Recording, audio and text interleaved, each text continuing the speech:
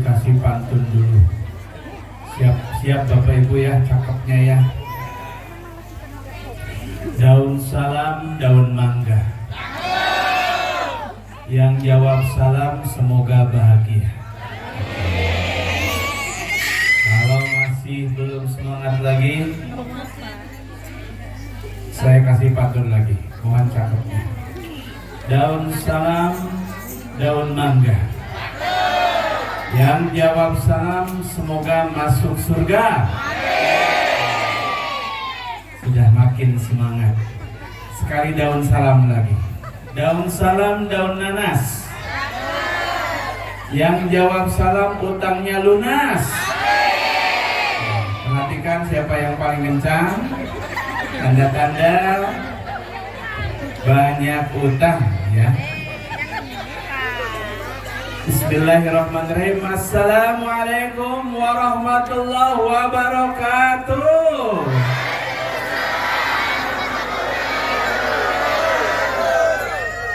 Alhamdulillahi rabbil alamin. Alhamdulillahilladzi arsala rasulahu bil huda wa dinil mubin liyudhhirahu 'ala ad-din kullihi wa kafa billahi shahida. Ashhadu an la ilaha illallah wa ashhadu anna Muhammadan 'abduhu wa rasuluh la nabiyya ba'dah. Allahumma salli wa sallim wa barik ala sayyidina wa habibina wa nabiyyina Muhammad. Allahumma salli wa sallim barik alaihi wa ala alihi wa sahbihi ajmain, amma ba'du. Yang kami hormati guru-guru kita, para kiai, para ustadz, orang-orang yang telah sangat terjasa membimbing kita semua. Mudah-mudahan beliau dipanjangkan umurnya, amin. Semua apa yang diberikan ilmunya menjadi amal jariah yang menghantarkan mereka ke surganya nanti, amin. Yang kami hormati para pimpinan, pejabat, utamanya Adinda Kepala Desa Rantau Makmur,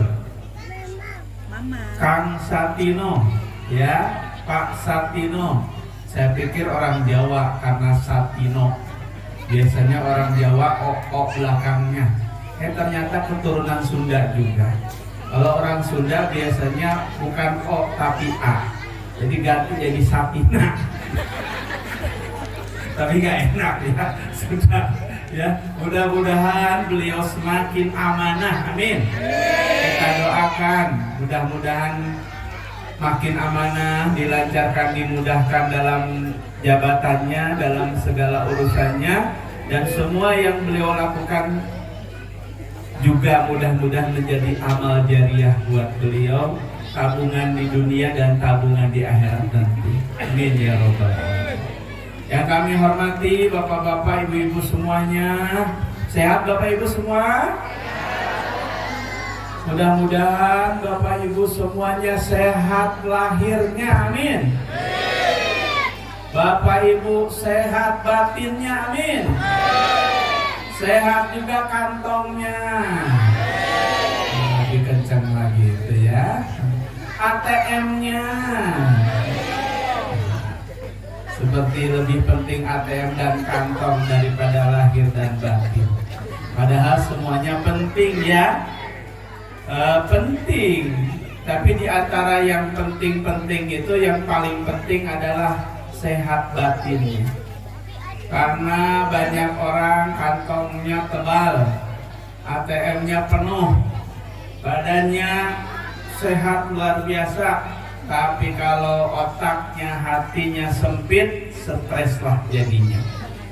Maka biar tidak stres, mohon didengarkan apa yang saya sampaikan, ambil hikmahnya, pelajarannya, ilmunya, ya. Jika ada kebaikan dari Allah, keburukan dari diri saya sendiri. Dan ada apresiasi penghargaan buat Bapak Ibu, anak-anakku yang menyimak dengan baik apa yang saya sampaikan, nanti di akhir sebelum kita doa bersama ada hadiah bagi siapa yang bisa menjawab pertanyaan saya.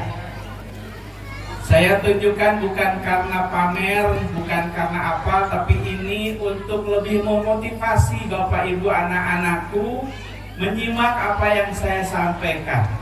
Panitia sudah menyiapkan beberapa lembar amplop. Ini yakin isinya bukan 2.000 rupiah, ya, isinya yang merah-merah. Siapa yang mendengarkan, menyimak dengan baik, nanti ingat apa yang saya sampaikan, di ujung saya akan bertanya, yang bisa jawab dapat amplop ini. Alhamdulillah. Siap-siap Bapak Ibu anak-anakku ya, boleh nanti bapak-bapak, ibu-ibu, anak-anak bebas nanti untuk bisa menjawab. Biar semangat. Biasanya namanya hadiah, jangankan yang nggak punya, yang punya pun kalau namanya gratisan itu seneng Pak Kepala Desa. Betul ya? Begitu. Baik, alhamdulillah. Baik, sebelum saya lanjutkan, ini banyak sekali yang hadir.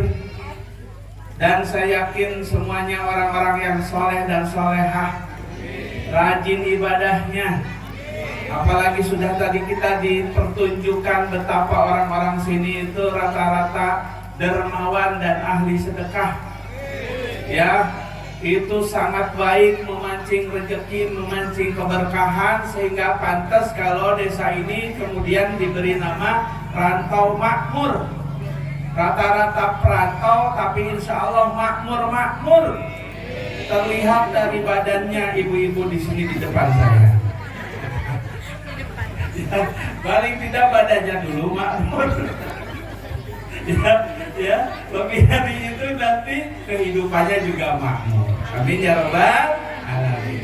Yuk, saya mengajak sama-sama kita bacakan Ummul Furqan, Suratul Fatihah. Kita doakan orang-orang yang paling berjasa kepada kita.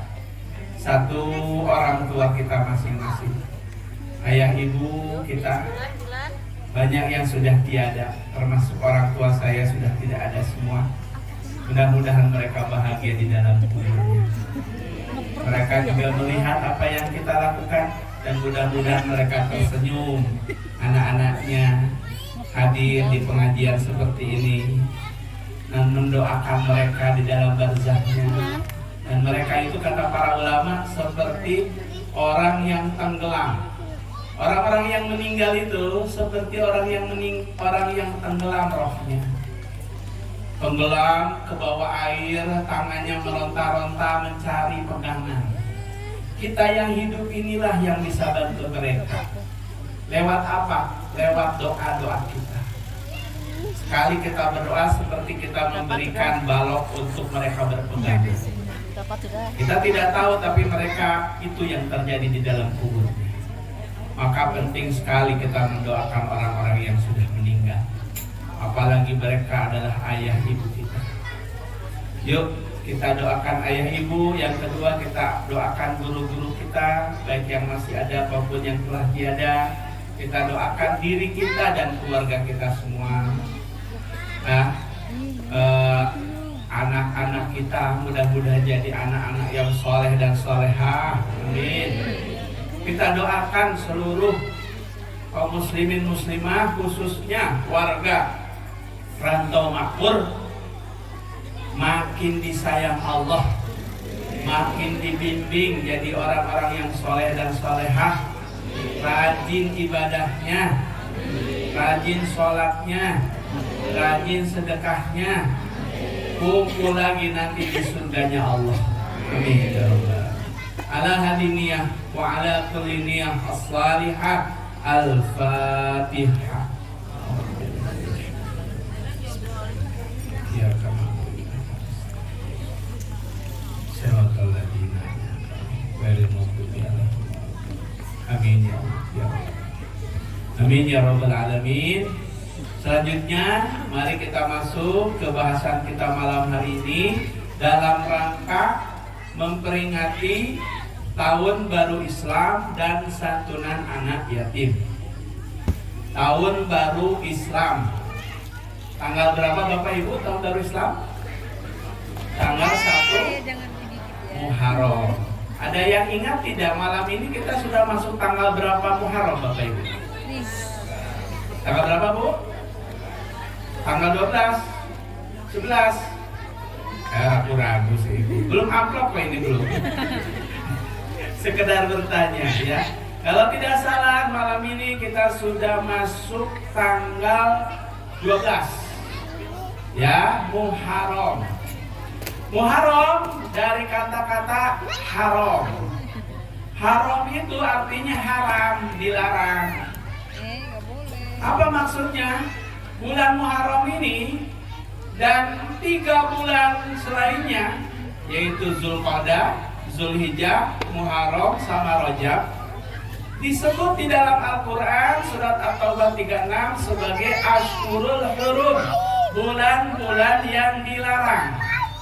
Dilarang apa? 1, dilarang berperang, kecuali kita diserang.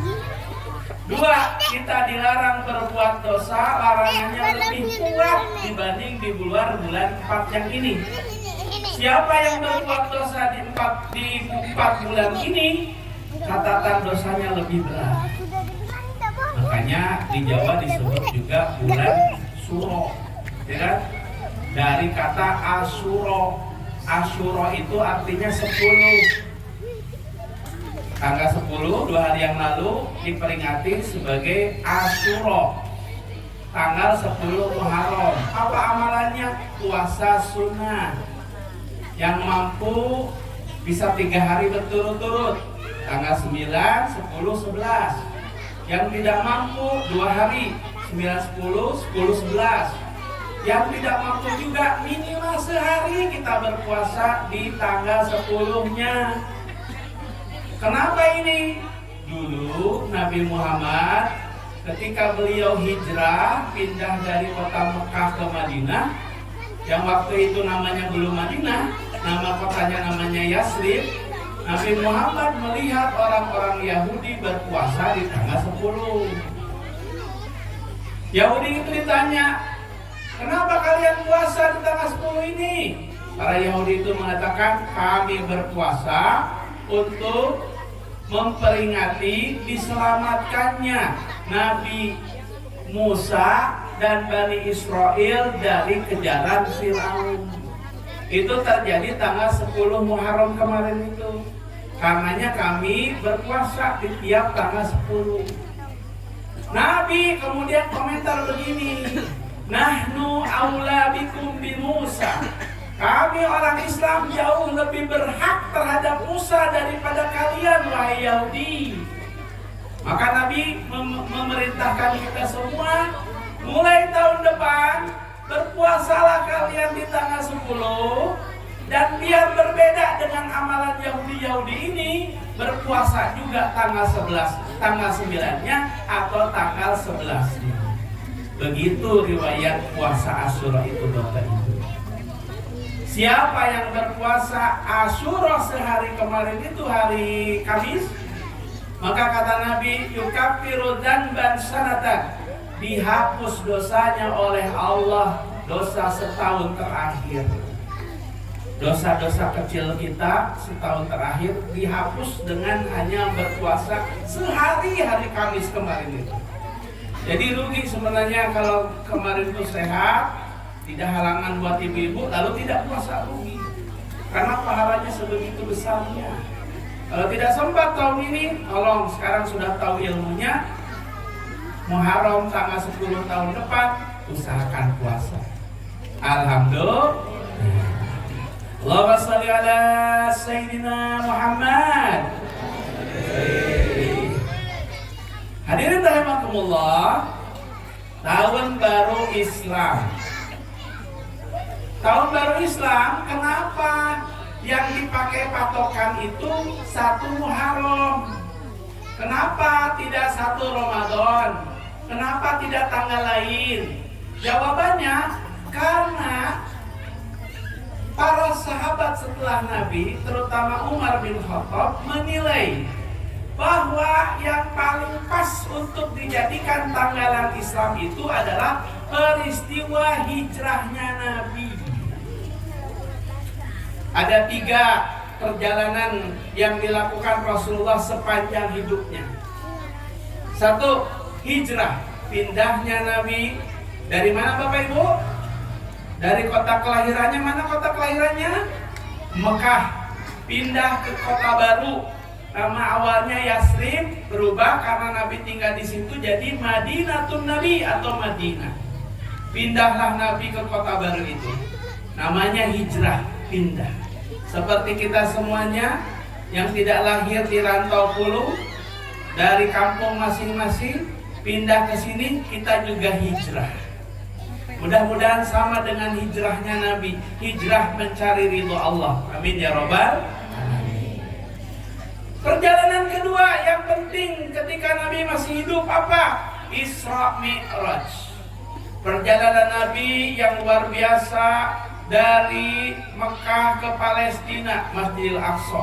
Dari Masjidil Aqsa ke langit, Isra Mi'raj. Perjalanan ketiga, ada yang tahu? Saya bukan ngetes, tapi biar gak ngantuk. Di antara cara biar gak ngantuk adalah mikir. Kalau gak mikir bengong, itu siap-siap ngantuk. 1 hijrah, 2 Isra Mi'raj. Ketika yang nomor 3 kira-kira apa Bapak Ibu? Peristiwa penting perjalanan Nabi, ini anak muda nih lebih tahu nih. Yang ketiga kira-kira apa perjalanan penting Nabi ketika hidup selain hijrah dan Isra Mi'raj? Yang ketiga adalah haji wada. Apa haji wada itu? Haji terakhir. Nabi Muhammad berangkat dari Madinah ke Mekah untuk haji dan setelah itu meninggal beliau. Apa pentingnya haji terakhir itu? Ketika haji terakhir itulah ayat terakhir sampai atau diturunkan kepada Nabi Muhammad untuk menunjukkan kesempurnaan agama kita. Al-yawma akmaltu lakum dinakum wa atmamtu alaikum ni'mati wa raditu lakumul Islam dina. 3 perjalanan penting itu. Ini siap-siap nih pertanyaannya, ini satu nih. Kalau yang masih ingat dapat 100.000 nanti. Jangan lupa.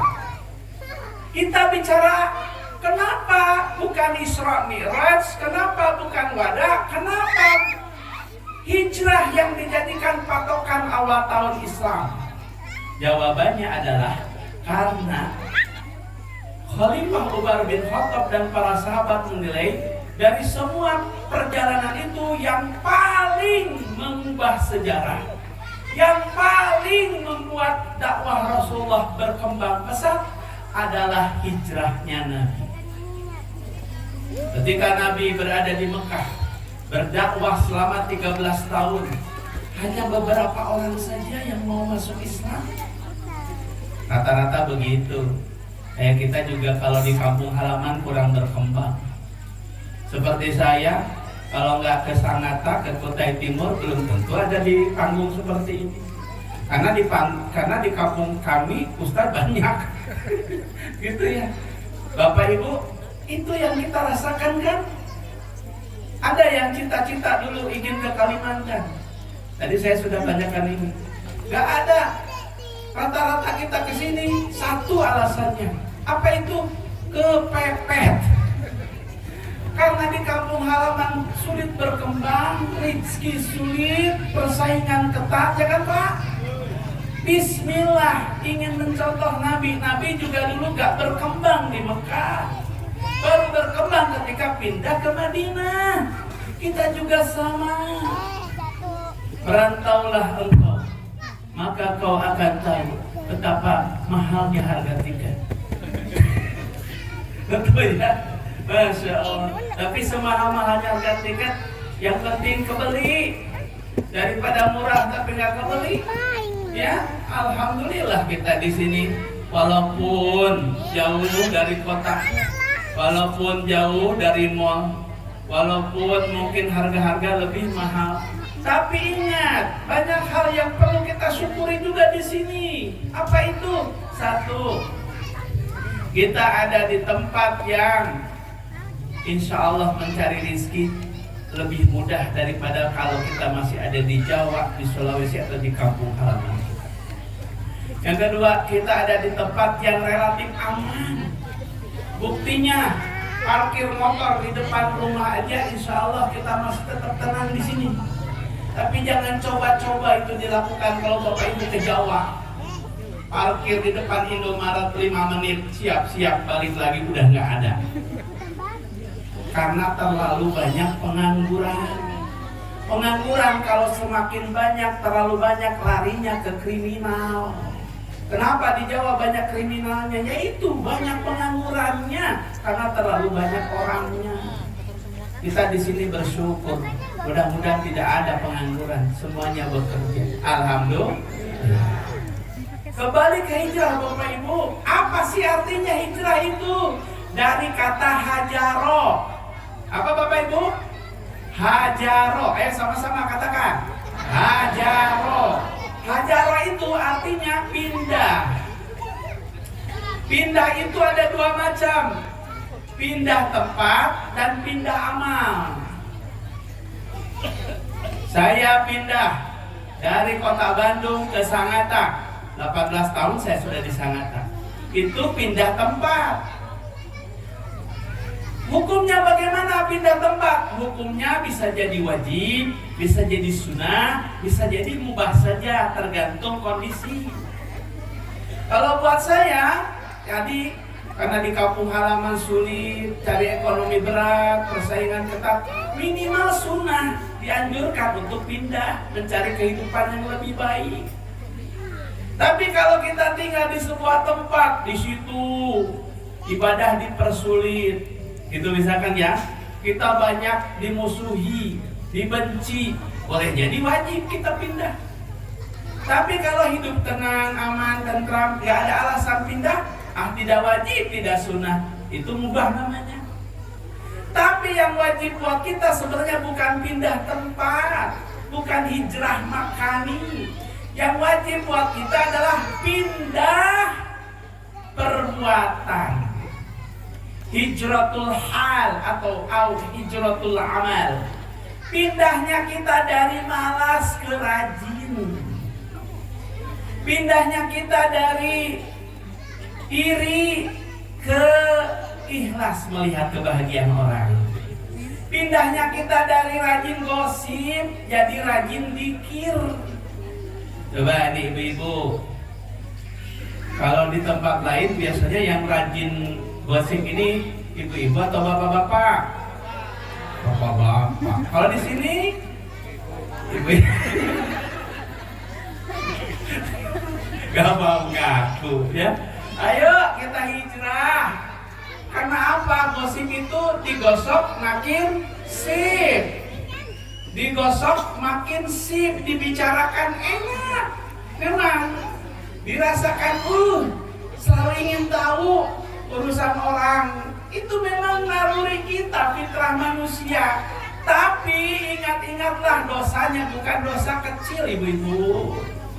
Coba baca surat di Quran itu. Orang yang rajin gosip menceritakan keburukan orang seperti, ada yang tahu apa yang Allah ibaratkan bagi orang yang suka menceritakan keburukan orang? Seperti makan bangkai saudaranya sendiri.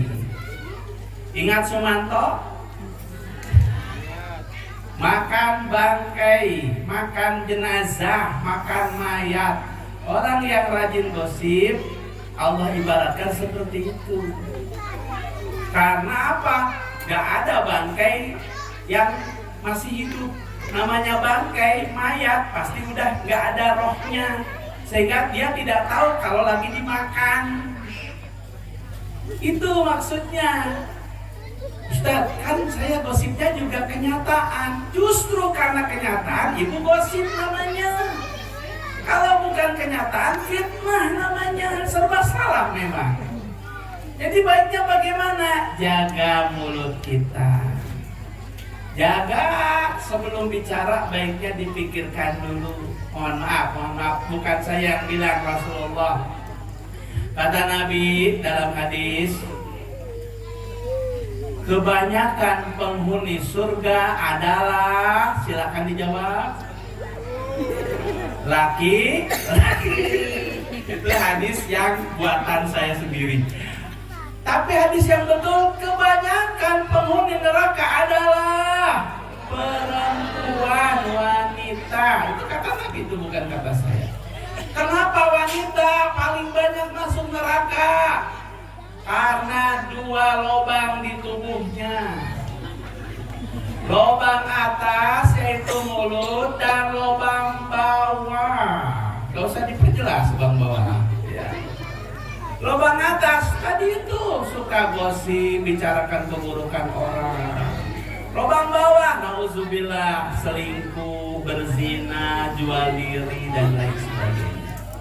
Maka ayo sama-sama kita semangat hijrah, semangat untuk pindah menjadi pribadi yang lebih baik, menjadi pribadi yang makin disayang Allah dan sibuk memperbaiki diri kita masing-masing. Amin ya robbal alamin.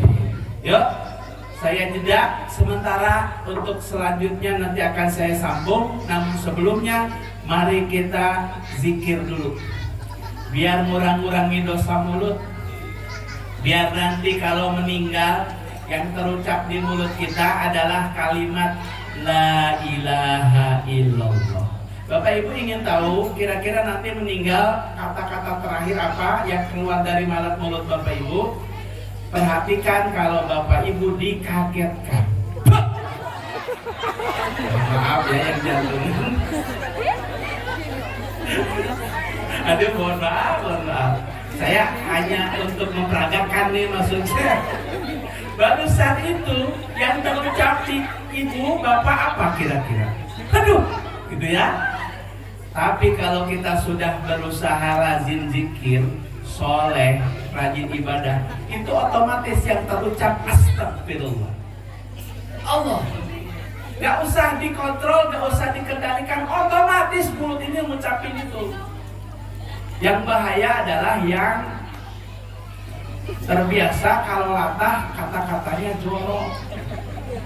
Saya pernah tuh Pak Bu ketemu ibu-ibu bawa mangkok bakso, jatuh.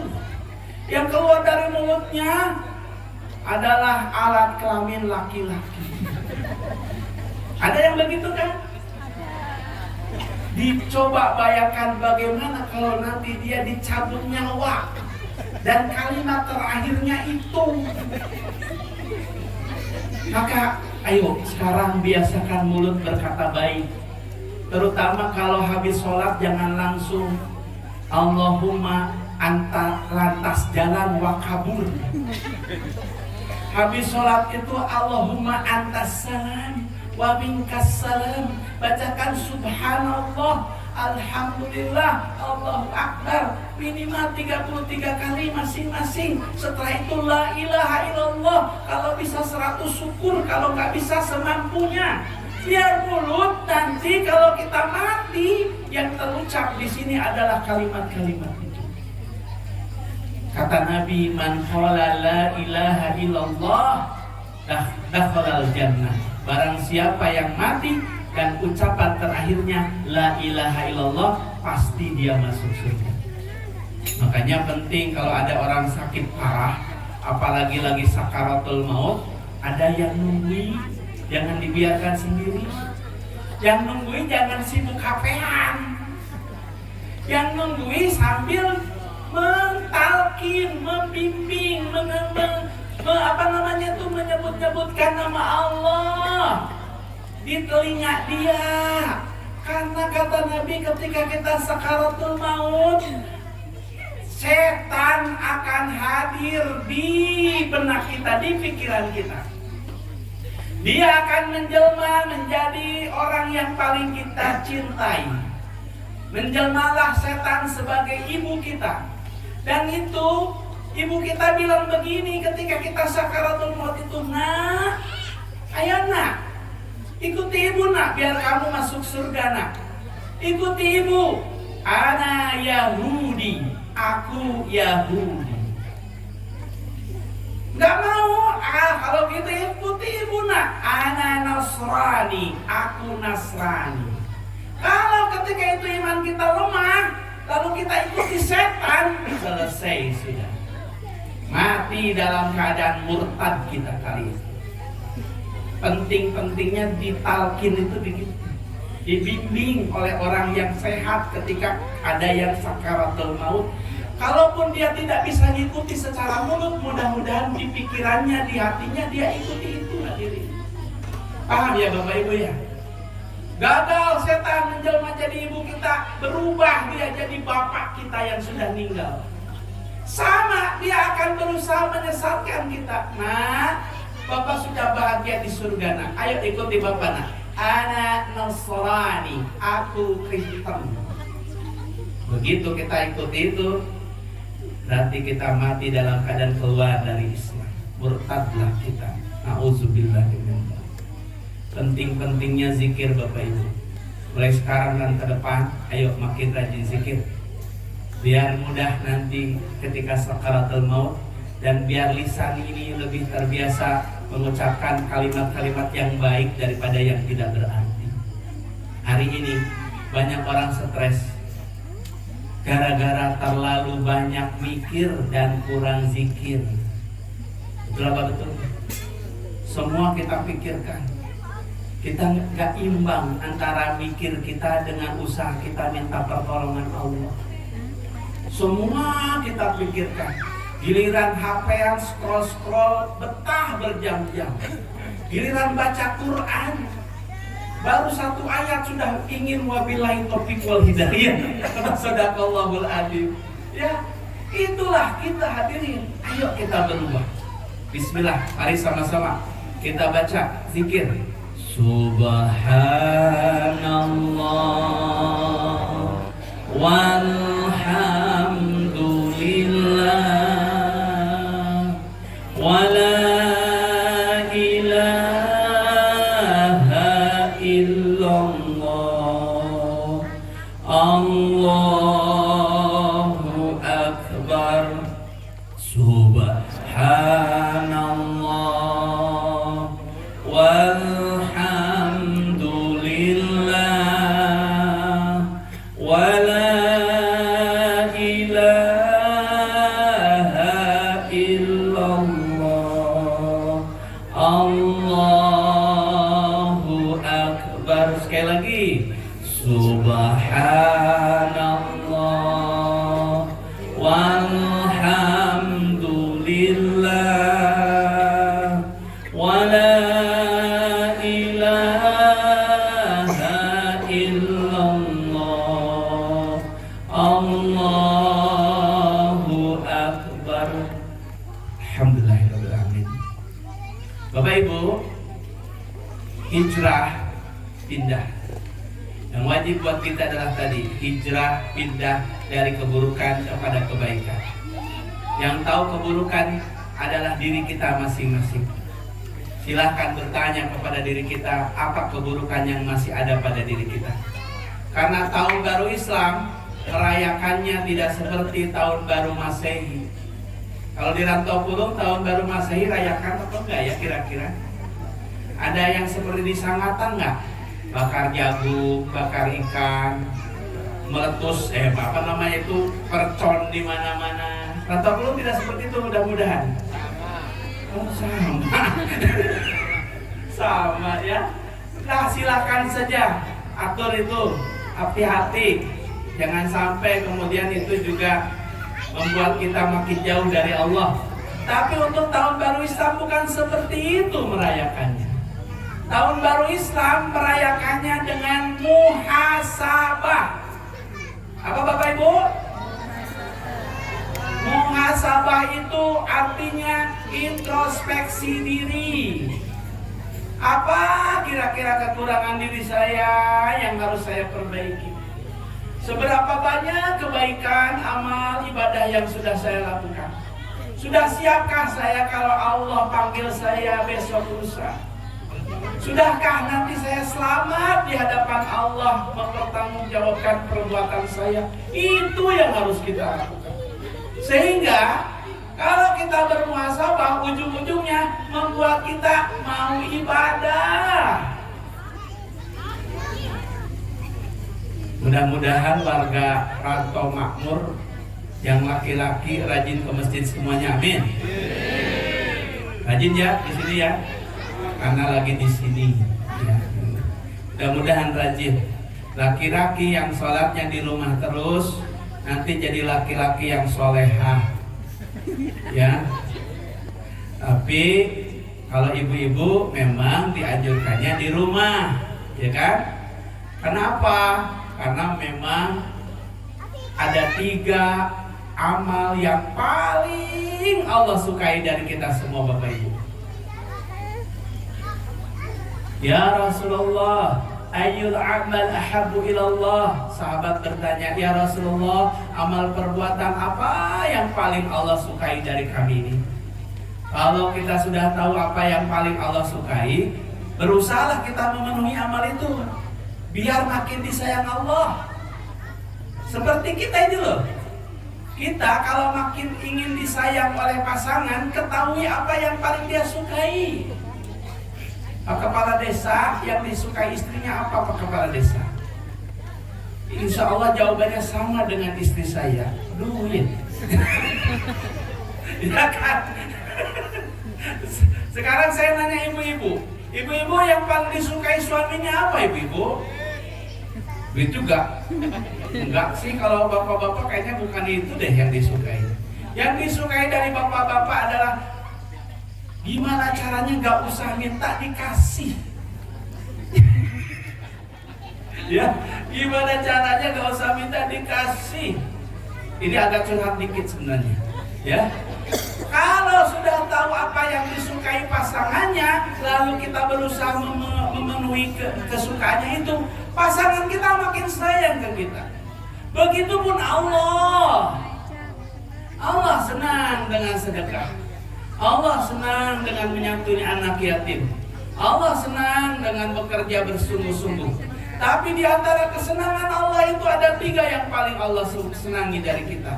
Apa itu? Yang pertama, as-salatu ala waqtiha, sholat pada waktunya atau sholat di awal waktu.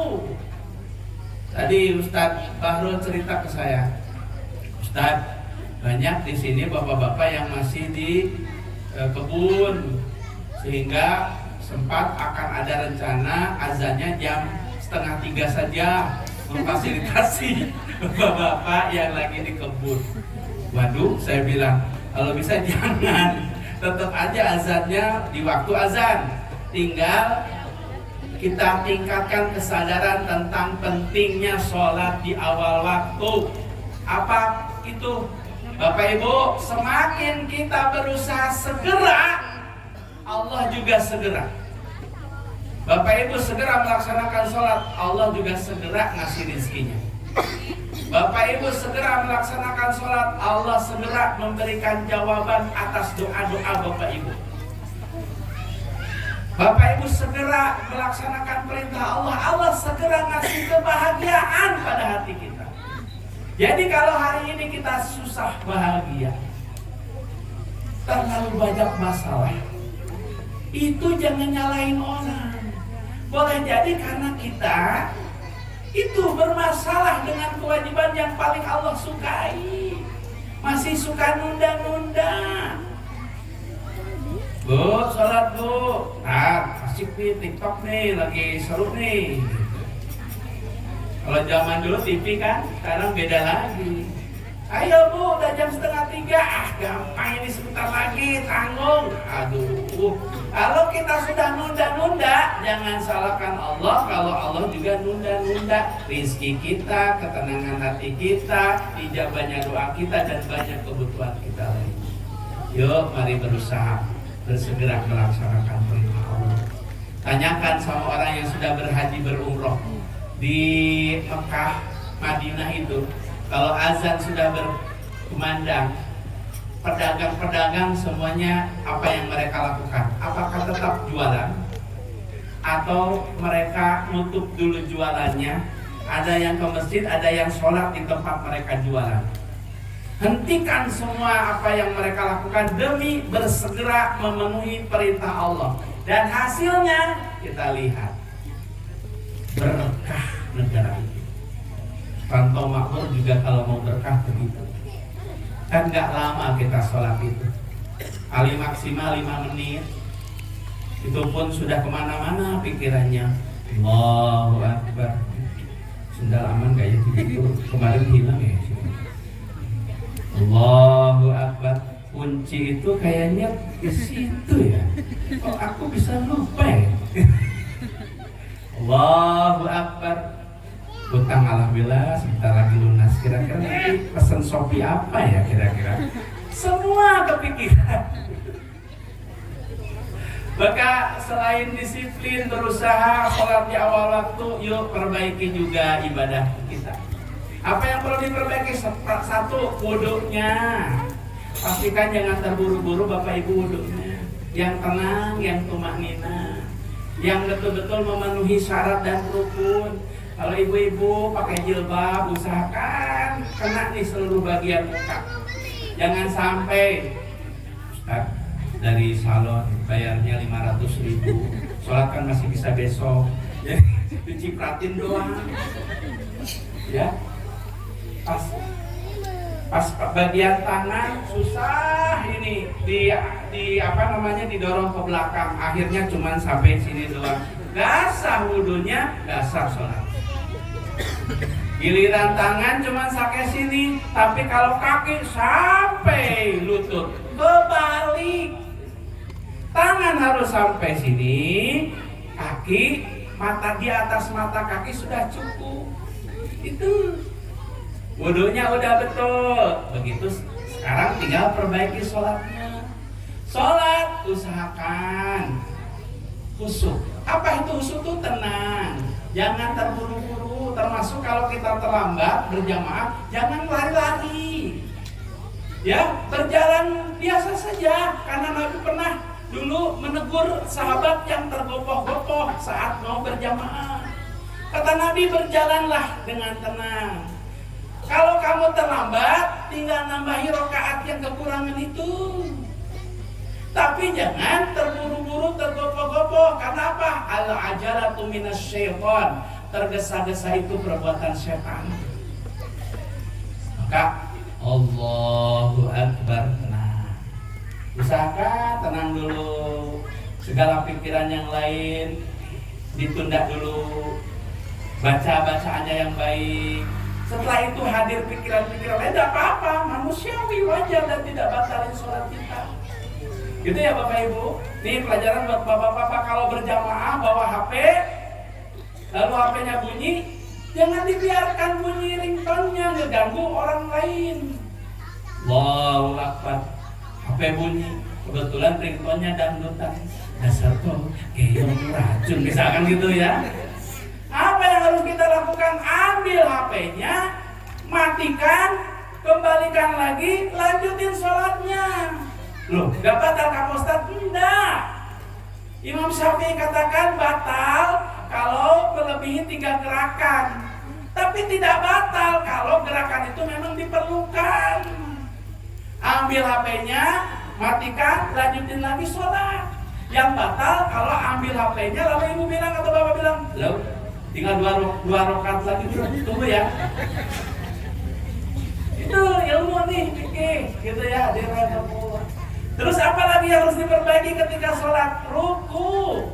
Kata Nabi, ada orang 60 tahun sholat, tidak ada satupun sholatnya yang diterima Allah. Gara-gara apa? Ruku dan sujudnya salah. Salah bagaimana? Rukunya tidak tumanina. Tumanina itu bagaimana? Tenang, gerakan rukunya benar seperti ini, menghadap ke arah sujud, baca subhana rabbiyal azimi wa bihamdih meski sekali.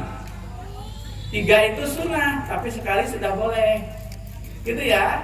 Sujud juga begitu, pastikan jidat kena, hidung kena, apalagi tangan kena, kaki kena. Ada 7 ruas tulang di tubuh kita yang kena ke arah sujud. Dan jangan buru-buru. Inilah usaha kita memperbaiki sholat kita, biar makin disayang Allah. Itu Bapak Ibu rahimakumullah. Ya, dilanjut. Terus jamaah rahimakumullah, apa pelajaran hijrah buat kita semua? Satu, hijrah Rasulullah mengajarkan kepada kita tentang pentingnya sabar menghadapi ujian hidup. Apa maksudnya Pak Ustadz?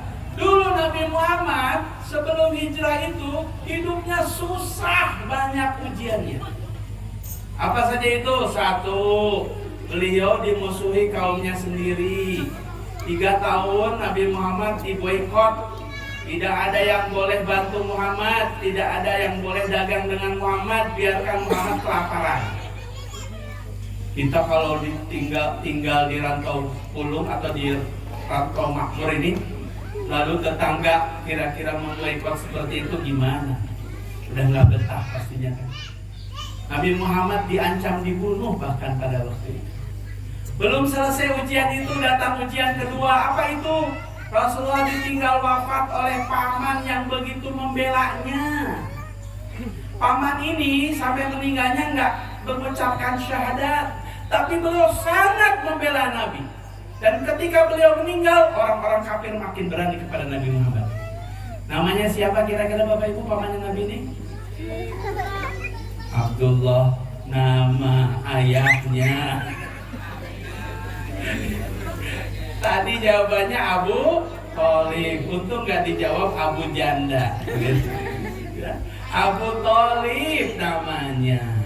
Belum selesai sedih meninggalnya Abu Thalib, makin sedih lagi Nabi ketika meninggal istri tercinta yang sudah 25 tahun setia mendampingi Nabi. Siapa namanya? Siti Khadijah. Tukar-tukar. Ya, kalau gitu dihafalin dulu. Istri pertama Nabi namanya, ayo, Siti. Oh, ini artinya. Takut salah ya Bu, gak apa-apa. Istri pertama Nabi namanya Siti Khadijah. Istri terakhir Nabi Siti Aisyah, ya kan? Paman Nabi yang mengasuh Nabi ketika kecil namanya Abu Thalib. Kakek Nabi yang menghadapi Raja Abraha saat mau meruntuhkan Ka'bah namanya Abdul Muthalib, ya kan? Nabi yang bisa membelah lautan namanya, dengan tongkatnya dia belah lautan sehingga timbul daratan. Namanya Nabi siapa? Nabi Musa. Nabi yang dimakan ikan paus 3 bulan masih hidup di dalamnya, Yunus. Nabi yang bisa bicara dengan semut, Nabi Sulaiman. Ya kan? Ini penting karena anak-anak kita sekarang lebih kenal Ronaldo sama Messi daripada Yunus dan Ismail. Ya, Masya Allah. Maka hadirin rahimakumullah, tadi semangat hijrah pertama, Nabi diuji dengan ujian yang begitu berat, tapi beliau yakin, fa inna ma'al usri yusran, inna ma'al usri yusra. Setelah kesulitan atau bersama kesulitan akan ada kemudahan. Bersama ujian Allah akan ada anugerah. Bahkan ketika kita diuji dengan ujian yang berat, pahalanya, hadiah dari Allahnya juga akan sama besar. Rumusnya begini, al-ujratu biqadril masyaqqah, bahwa pahala itu berbanding lurus dengan tingkat kesulitan. Kalau kita beribadah dan kita merasa banyak halangannya, banyak rintangannya, berat dan ini semua, pahalanya besar nanti. Tapi kalau kita mudah saja melaksanakannya, nggak ada halangan, pahalanya juga nggak bakal banyak. Maka siapa yang rumahnya dekat ke masjid dengan rumahnya jauh ke masjid dan sama-sama rajin ke masjid, kira-kira lebih besaran pahala yang mana? Yang dekat masjid apa yang jauh masjid?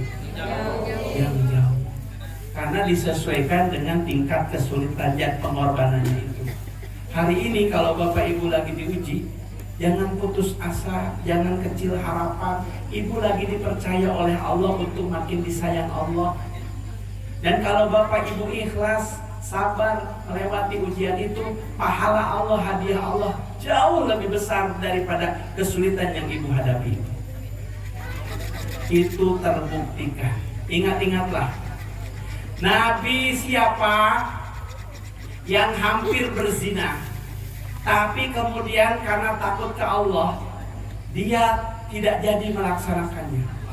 Akhirnya dia dihukum penjara. Tapi setelah itu Allah balas pengorbanannya itu dengan kemuliaan yang luar biasa. Nabi siapa itu? Ayo, hampir berzina dia dengan wanita cantik namanya Zulaikha. Tapi dia kuat imannya. Hampir berbuat itu tidak jadi.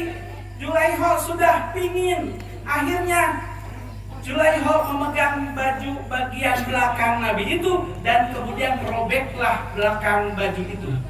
Nabi siapa kira-kira? Yusuf. Nabi Yusuf, manusia terganteng yang pernah ada. Di Rantau Pulu nggak ada. Ya, Pak Kepala Desa, ya 1/2000-nya lah kira-kira. Ya, Bapak Ibu, kalau kita mau dapat indahnya kematian, baca juga nih kisahnya Nabi Yusuf. Apa hubungannya Ustaz? Bapak Ibu, masih ingat gak kisah para ibu-ibu yang dikasih apel dan kemudian diberikan pisau, dan kemudian ibu-ibu itu membelah apel itu, dan kemudian Yusuf dipanggil? Ingat gak kisah itu? Ceritanya kan si Nabi Yusuf dengan Zulaikha itu digosipin tetangga-tetangganya. Ya, tetangganya bilang, maunya Zulaikha sama pembantu model begitu, gitu kan. Nah, Zulaikha sakit hati tuh. Akhirnya Zulaikha kumpulin tuh tetangga-tetangga ibu-ibu itu yang gosipinnya itu. Habis itu dikasih apel, habis itu dikasih pisau, ya kan? Habis itu dikumpulkan di dalam ruangan, Yusuf dipanggil, Yusuf, ta'al, masuk Yusuf. Cing cing cing. Begitu Yusuf buka pintu, itu ibu-ibu semuanya pandangannya melotot, terpesona, tidak berkedip melihat gantengnya Nabi Yusuf. Saking terpesonanya, itu yang namanya pisau yang lagi membelah apel, nggak sadar apelnya jatuh. Yang mereka belah, yang mereka buka bukan apel, tapi apa?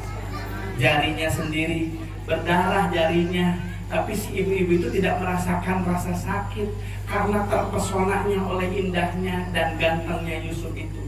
Baru merasakan sakit ketika Yusuf sudah lewat. Hubungannya dengan kematian apa? Orang yang husnul khotimah, walaupun namanya dicabut nyawa itu sangat sakit sekali, dia tidak akan merasakan sakit. Karena saat dia dicabut nyawa, Allah akan tunjukkan kepada dia gambaran nanti di mana dia berada. Saking indahnya surga, dia tidak merasakan yang namanya sakitnya dicabut nyawa itu. Paham kira-kira maksud saya Bapak Ibu? Itulah pentingnya kita husnul khotimah, biar tidak terasa sakit saat dicabut nyawa. Caranya bagaimana? Jangan tinggalin sholat. Karena serajin apapun ibu bapak sedekah, sebolak-balik sering apapun bapak ibu ke Mekah, sebanyak apapun amal ibadah ibu lainnya, kalau tidak sholat semuanya sia-sia. Kenal sama pelawak Sule Bapak Ibu? Kenal ya? Di podcast Bang Haji Roma Irama, Raja Dangdut, Sule pernah ditanya gini, Le, kamu sudah rajin sholat kan, Le? Aduh, mohon maaf Bang Haji, saya sibuk, kadang-kadang saya gak sholat. Oh gitu Le? Iya, tapi saya rajin sedekah Bang Haji. Mudah-mudahan dengan pahala sedekah saya itu, dosa saya tidak sholat ditutup Allah. Banyak nih yang kepikiran kayak gitu. Gak apa-apa gak sholat juga, yang penting baik sama orang. Gak apa-apa gak sholat juga, yang penting banyak amal. Jawaban Bang Haji apa? Oh, tidak bisa begitu deh. Nabi kita bilang begini dulu. Awwalu ma yuhasabu bihil abdu yaumal qiyamah as-shalah. Yang pertama nanti akan diminta tanggung jawab dari kita semua, dari seluruh amal kita adalah sholat. Kalau sholatnya sudah benar, 5 waktu dilaksanakan, seluruh amal lain Allah terima. Tapi kalau sholatnya nggak benar, semua amal ibadah lainnya sia-sia, nggak ada yang diterima Allah. Saking penting-pentingnya sholat. Maka yuk yang masih malas sholat, mudah-mudahan Allah beri hidayah. Mulai malam ini sampai kematiannya kita berusaha rajin melaksanakan sholat. Amin ya robbal. Allahumma sholli ala Sayyidina Muhammad. Yang pertama, hijrah mengajarkan pentingnya sabar dalam menjalani ujian hidup.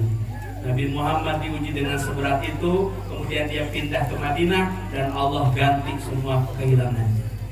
Kita juga sama. Yang kedua, hijrah mengajarkan kepada kita semuanya, hadirin rahimakumullah, untuk berusaha maksimal dalam setiap usaha kita. Tidak ada ceritanya malas-malasan bagi seorang muslim itu. Nabi Muhammad dulu dia tidak nyerah. Ketika di Mekah hidupnya susah, ketika dakwah begitu dipersulit, ketika rezeki begitu susah, Rasulullah terus berusaha, diantaranya dengan hijrah itu.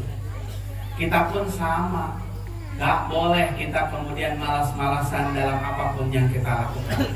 Orang Islam itu ibadah semangat, bekerja semangat, didik anak semangat, membahagiakan istri semangat, harus berusaha maksimal. Kenapa? Karena semuanya bernilai ibadah.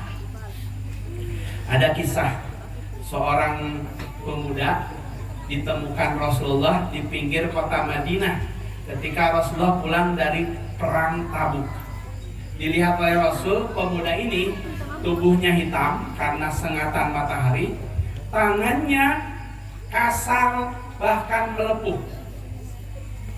Ditanya oleh Rasulullah, kamu kerjaanmu apa? Tubuhmu kok bisa serusak itu? Maka pemuda ini bilang begini, ya Rasulullah, setiap hari kerjaanku adalah membelah batu-batu besar ini. Ku belah, ku buat kecil-kecil, ku jual, uangnya ku pakai untuk ngasih makan anak istri dan ibuku yang sudah tua. Itu yang kulakukan ya Rasulullah setiap hari. Apa yang terjadi Bapak Ibu? Tiba-tiba di hadapan para sahabat, Rasulullah memeluk pemuda itu. Tidak cukup begitu, Rasulullah memegang jari pemuda itu, lalu mencium jari pemuda itu. Dan Nabi katakan, hada yadun la yamassuhun nar abada. Inilah telapak tangan yang tidak akan pernah disentuh api neraka selama-lamanya, karena dia sudah bekerja mencari nafkah untuk anak istrinya di jalan Allah. Maka dalam Islam ibadah itu bukan hanya sholat, bukan hanya puasa, bukan hanya zakat, tapi bapak-bapak bekerja sungguh-sungguh mencari nafkah buat anak istri, itu ibadah jihad fisabilillah. Selama yang bapak lakukan ikhlas, niatnya karena Allah, rizkinya juga tentunya halal. Ibu-ibu susah di rumah, banyak kerjaan ini itu, ngurus anak dan lain sebagainya. Kalau ibu-ibu ikhlas, itu juga jihadnya ibu-ibu. Kata Rasulullah, tahukah kalian siapakah yang mati syahid itu? Sahabat menjawab, orang yang mati syahid itu adalah dia yang gugur saat berperang. Nabi katakan, kalau begitu sedikit sekali yang mati syahid dari umatku. Ketahuilah, seorang ibu yang melahirkan lalu kemudian meninggal saat melahirkan, dia mati syahid. Seorang bapak meninggal saat bekerja mencari nafkah buat anak istrinya, meninggal mati syahid. Seorang anak lagi belajar, pesantren, sekolah, menuntut ilmu demi agama, meninggal, mati syahid. Jadi bersemangatlah kita dengan apapun yang kita lakukan, karena semuanya itu insya Allah akan membuat Allah makin sayang kepada kita. Amin ya robbal. Allahumma sholli ala Sayyidina Muhammad. Yuk, sesi sebelum terakhir kita sama-sama sekarang sholawatan dulu. Ya Nabi salam alaika,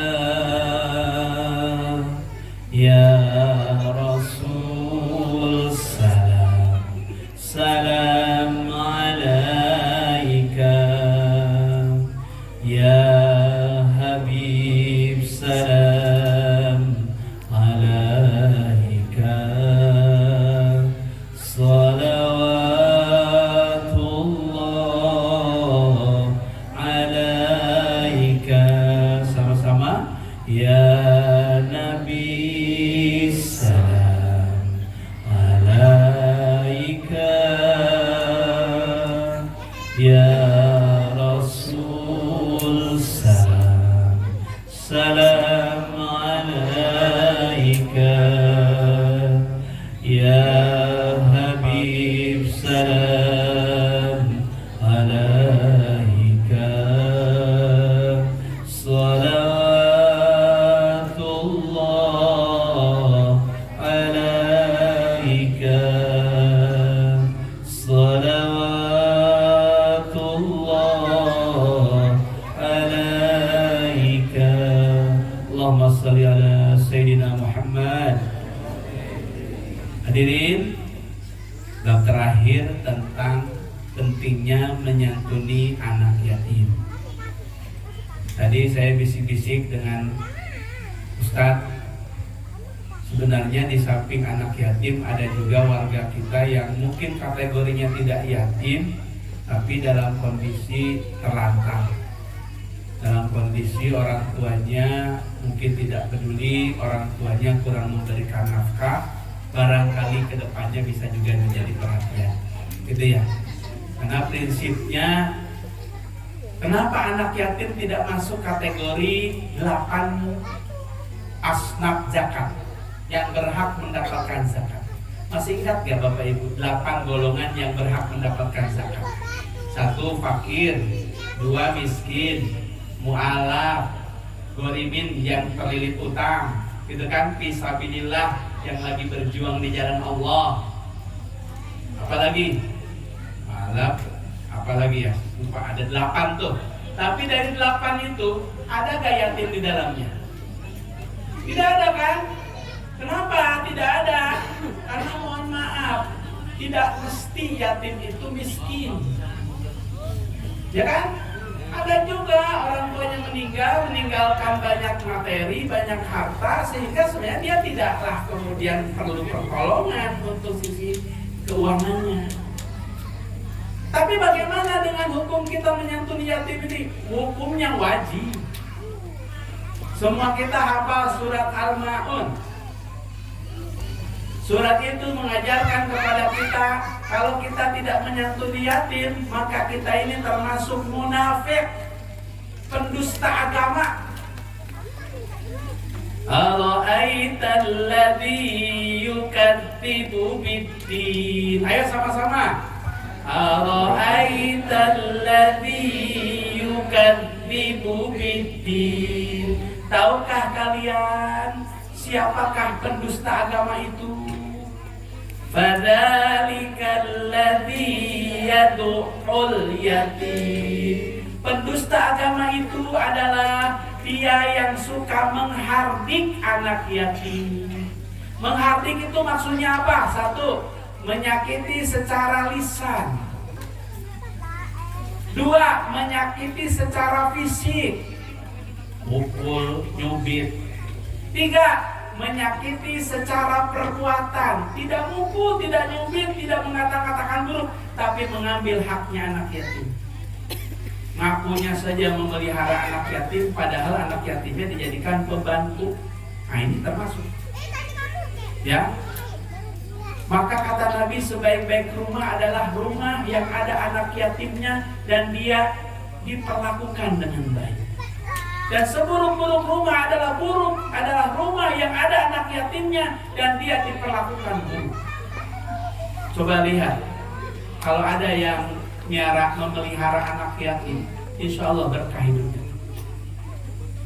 Saya ingat di kampung istri di Ponorogo, mereka itu sebenarnya ekonominya sulit, tapi semangat menyantuni yatimnya luar biasa.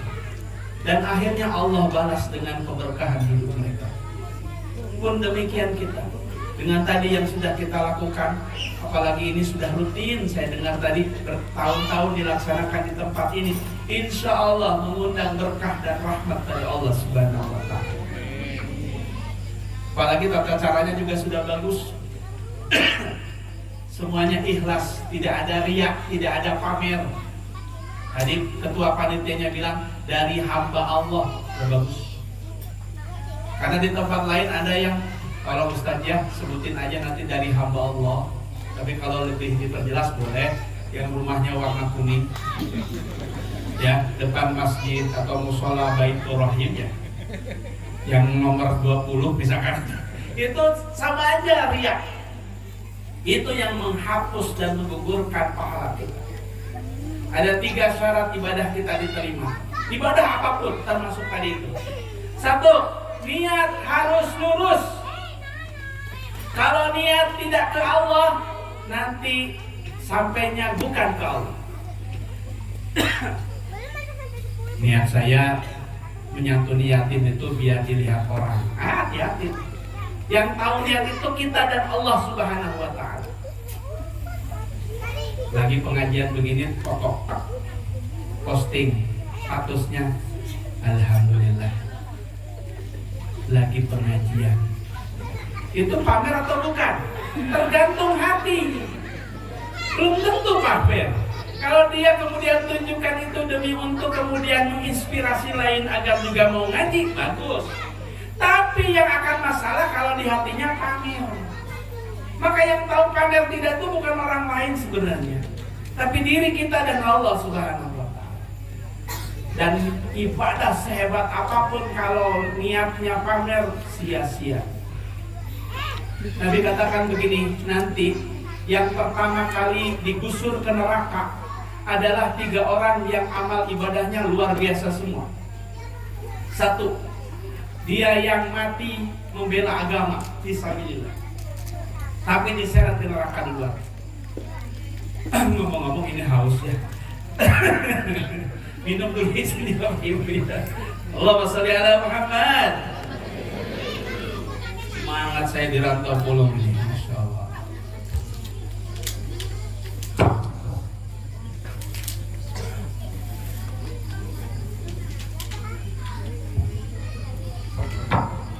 Satu, orang yang mati fisabilillah tapi diseret ke neraka.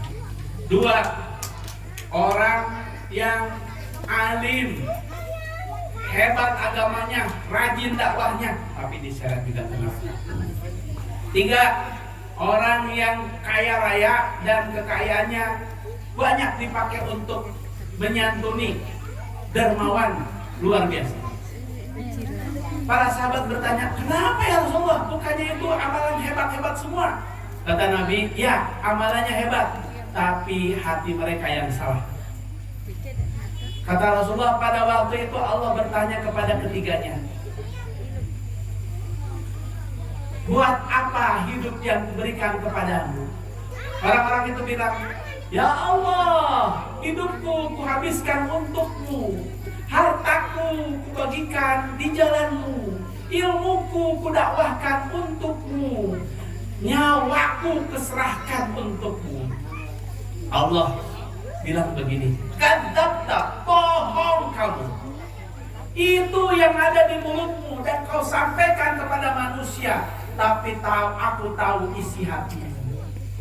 Kamu berperang bukan untukku, tapi agar dianggap sebagai orang berani dan mendapat gelar pahlawan.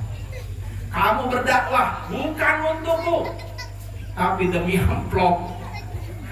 Ya, Tapi demi bayaran pujian manusia, maka dariku kau tidak dapat apa-apa.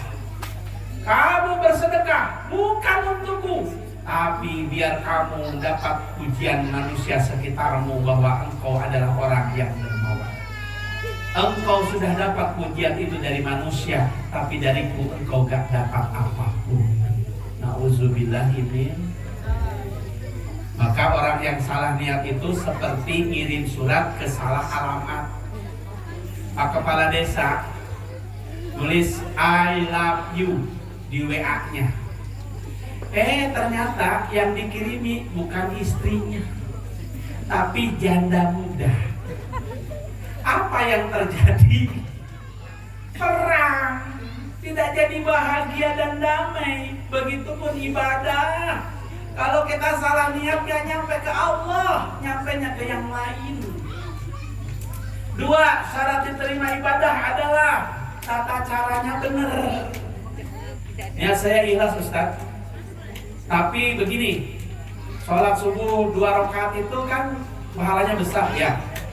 Kalau begitu saya sholat subuhnya 10 rakaat Ustaz. Karena 2 saja banyak, apalagi 10. Ini nggak bisa, karena ibadah itu udah ada aturannya.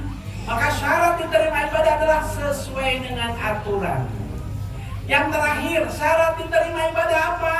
Selain niat yang lurus, tata caranya benar. Yang ketiga adalah modal ibadah haruslah halal. Saya sholat, niat saya sudah benar ke Allah, tata cara saya benar. Cuman ini peci atau sorban saya hasil korupsi. Kira-kira sholat saya sah atau tidak? Hati-hati. Kalau ditanya sah, boleh jadi sah. Karena tata cara sudah benar, gak ada yang salah, sah. Tapi pertanyaan berikutnya, sholat saya diterima Allah enggak? Dan dalam ibadah jangan hanya ngejar sah, tapi harus mengejar bagaimana agar ibadah kita diterima Allah. Karena Allah Maha mengetahui apapun yang kita lakukan. Semoga tadi semua santunan insya Allah dari rezeki yang halal. Amin. Tata caranya juga sudah benar. Hati yang nyantuni juga insya Allah lurus niat mengharap ridho Allah Subhanahu wa Ta'ala, sehingga pasti dibalas Allah Subhanahu wa Ta'ala. Amin ya Rabbal. Sepertinya cukup waktunya bagi-bagi door prize, hadiah. Sebelum kita sama-sama berdoa, silakan yang bisa menjawab acungkan tangan. Ada amplop isinya 100 ribuan. Yang bisa jawab acungkan tangan, maju ke depan. Ada mic lainnya nggak ya? Ya, silakan untuk menjawabnya. Bismillah. Pertanyaan pertama. Ya. Pertanyaan pertama adalah, apa arti hijrah? Dan sebutkan 2 macam hijrah. Ya. Siapa yang bisa? Yang bisa maju ke depan. Apa arti hijrah? Dan sebutkan 2 macam hijrah yang tadi saya sudah sebutkan. 3, 2. Ini anak-anak muda silakan. On mic-nya Pak, silakan Pak. Nama dulu siapa? Ya. Perkenalkan dirinya Mas. Ya. Baik, perkenalkan nama saya Muhammad Hafiz Firdaus. Ya. Mohon izin Ustaz untuk menjawab pertanyaannya. Hijrah diambil dari kata hajaro yang artinya berpindah. Hijrah itu ada 2, yaitu berpindah secara tempat maupun berpindah secara perbuatan ataupun amal. Yang wajib buat kita adalah berpindah secara amal atau perbuatan. Alhamdulillah. Barakallah. Mohon disampaikan Mas. Ya. Ya. Mudah-mudahan berkah. Ini uangnya kira-kira dipakai apa Mas? Insyaallah tabung. Ya, tabung. Syukur Ustaz. Nah, jazakallah ya khair. Anak muda sudah, sekarang giliran ibu-ibu, saya bagi-bagi aja ya. Ibu-ibu dulu, nanti bapak-bapak. Pertanyaannya menyesuaikan umur ya. Terkait ya anak-anak. Sekarang ibu-ibu. Ibu-ibu, pertanyaannya adalah siapakah istri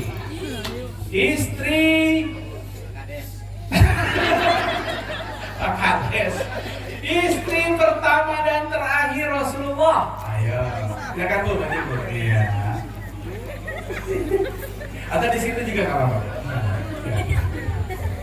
Ya. Perkenalkan nama Ibu. Ya. Bu. Ya. Nama Ibu. Loh, nyari dia contekan ini. Ayo. Ayo, nama Ibu siapa Bu? Rajin Ibu ini yang nyatet ya, luar biasa. Silakan namanya. Nama saya Sri Heni. Sri ya Bu, Ibu Sri. Oke, istri pertama. Siti Khadijah. Istri terakhir. Siti Aisyah. Istri ketujuh. Enggak. Betul jawabannya? Alhamdulillah, barakallah. Mudah-mudahan bermanfaat. Ya dari panitia, bukan dari saya ini. Ya, barakallah. Insyaallah. Terima kasih Bu Sri. Sekarang bapak-bapak. Nah, semua dapat nih. Nah, itu nanti anak-anak. Bapak-bapak yang gampang aja, Pak. Ya. Bapak-bapak, Nabi siapa yang dimakan ikan? Ya Pak, Nabi siapa yang dimakan ikan? Bapak tekan Pak, silakan Pak. Hebat ya. Perkenalkan dulu Pak. Nama saya Sukarti Pak. Ya, silakan Pak. Nabi Yunus Pak. Nabi Yunus betul. Pertanyaan berikutnya, ikan apa itu Pak? Tahu, siaga mungkin ikan teri ya. Oke, barakallah Pak, selamat Pak ya. Ya. Terakhir anak-anak. Ya, siapa anak-anak? Anak-anak, tolong dijawab nak. Ya. Anak-anak ini harus yang sulit ini ya, masih kecil, masih kuat ingatannya. Anak-anak, surat yang berbicara tentang pentingnya menyantuni anak yatim, yang menyatakan bahwa orang yang tidak menyantuni anak yatim adalah pendusta agama. Surat apakah itu? Ini kira-kira sah nggak ya? Sudah diatur kakak-kakak. Gak apa-apa lah, sudah kasihan situ. Ya, namamu Dek? Ya. Ya, namamu? Perkenalkan nama saya Fahri. Fahri. Baik, Fahri. Kamu anak-anak apa sudah dewasa? Kelas berapa Dek? Kelas 6. Baik. Sebelum menjawab pertanyaan Pak Ustadz, cita-citamu jadi apa Dek? Memain bola. Nih Pak Ustadz ajari ya, Bapak Ibu semuanya, kita sekarang ubah. Kalau ditanya cita-cita, tolong jawabannya satu aja. Ingin masuk surga. Kalau ditanya, nanti kamu kalau besar mau jadi apa? Boleh, itu jawabannya jadi pemain bola. Tapi kalau cita-citamu jadi apa? Cita-citamu apa Dek? Cita-citaku masuk surga. Karena buat apa jadi pemain bola kalau masuk neraka? Betul nggak betul? Cita-citamu apa? Dokter. Dokter habis ini masuk neraka gimana? Ya. Maka yang paling penting tujuan hidup kita adalah masuk surga itu. Sehebat apapun kita, kalau nggak masuk surga rugi. Karena hidup di dunia nggak lama, tapi yang abadi selama-lamanya di sana. Oke, Pak Re. Cita-citamu apa Pak Re? Alhamdulillah. Ya, masuk surganya sendirian apa sama ayah ibu? Ibu ini jawaban bagus nih. Pernah saya ngisi pengajian di Samata. Ibu-ibu mau kah? Coba kita pakai Maria, saya cerita sedikit. Coba jawab dengan jujur. Ibu-ibu maukah ibu-ibu kalau masuk surga nanti ketemu lagi dengan suaminya? Bagus sekali jawabannya. Ya, Bapak-bapak kalau masuk surga mau ke bapak-bapak ketemu lagi istrinya? Wah ini paling kencang ini istri siapa ini istrinya mana nih? Bahagia kelihatan hidupnya ya. Saya pernah nanya begitu Pak Kades di Gang Banjar saya ingat betul. Ibu-ibu mau ke ibu-ibu nanti ketemu lagi suaminya di surga? Gak mau Pak Ustaz. Kenapa Bu? Kapok Pak Ustaz. Di dunia saja saya hidupnya susah dia.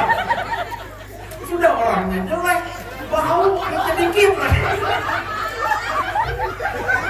Kalau bisa nanti ganti Pak Ustaz. Saya bilang, Bu jangan begitu Bu, ya. Segala keburukan pasangan kita di dunia, kalau kita nanti masuk surga hilang semuanya, terganti dengan kebaikan. Di sini aja kita jelek, hitam, bau, di sana udah gampang gitu, ya kan? Nah, kembali ke Fahri. Fahri, pertanyaannya adalah tadi ada berapa jumlah ayat di Quran?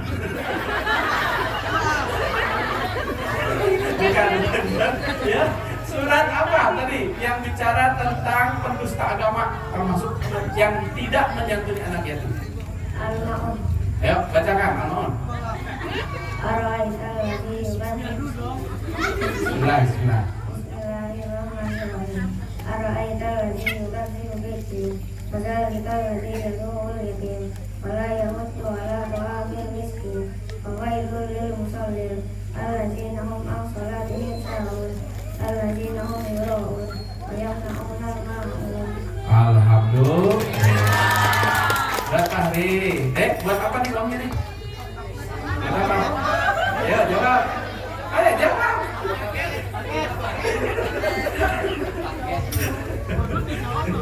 Ya, mudah-mudahan dipakai untuk yang bermanfaat. Terima kasih, silakan duduk ya.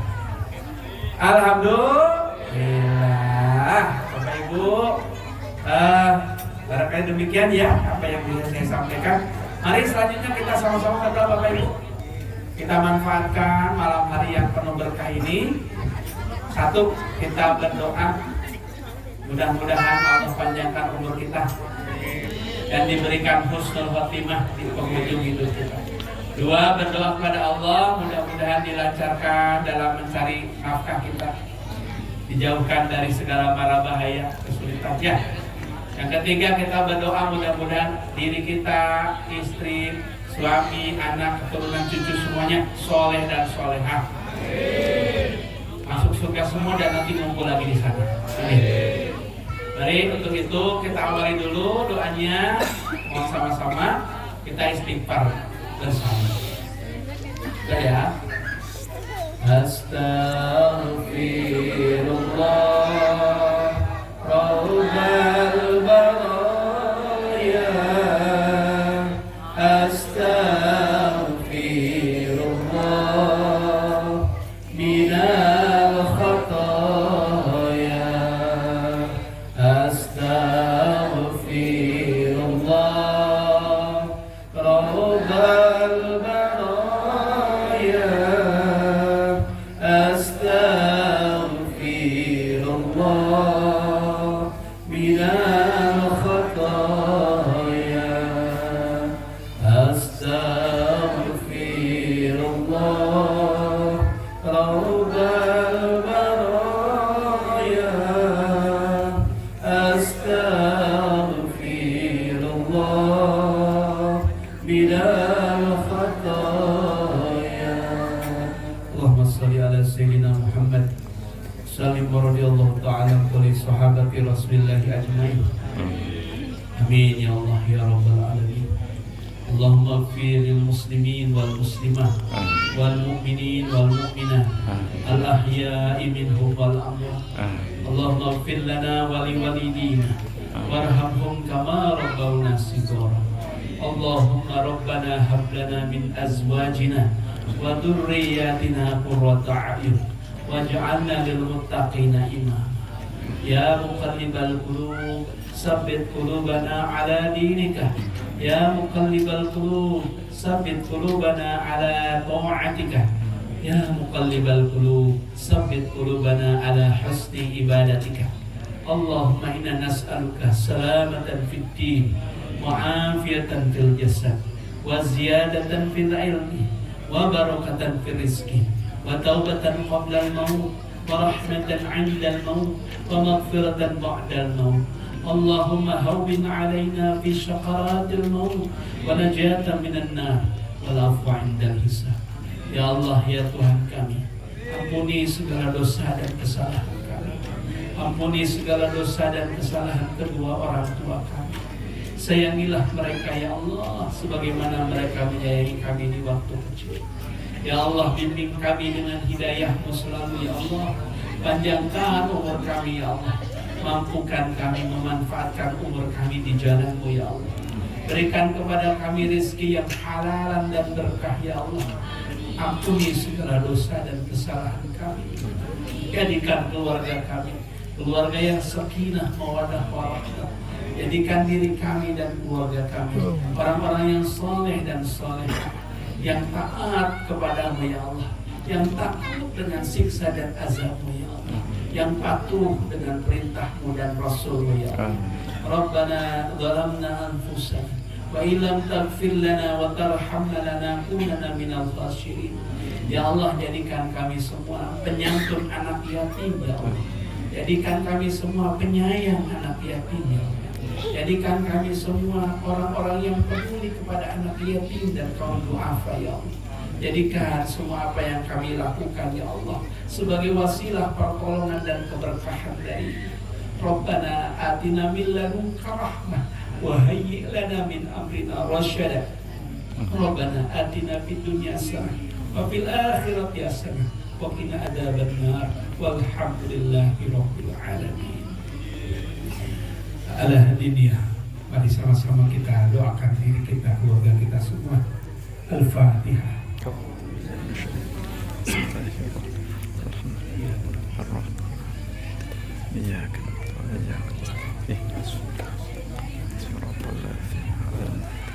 Amin ya amin ya Allah ya Rabbal alamin. Terima kasih Bapak Ibu atas perhatiannya.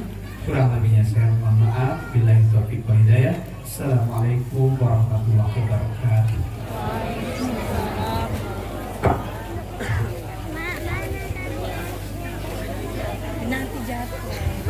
Terima kasih kami ucapkan kepada Al-Mukarram Kiai Bapak Deden Lukman Badruddin SAG MPD atas tausiahnya. Bapak Ibu yang saya hormati, demikianlah acara pada malam hari ini telah kita laksanakan. Sebelum acara benar-benar ditutup, atas nama pembawa acara, apabila selama memandu acara terdapat kehilafan atau kesalahan kata, saya memohon maaf yang sebesar-besarnya. Marilah kita tutup acara ini dengan membaca hamdalah. Alhamdulillahirabbil alamin. Saya selaku pembawa acara pamit undur diri. Wassalamualaikum warahmatullahi wabarakatuh. Waalaikumsalam.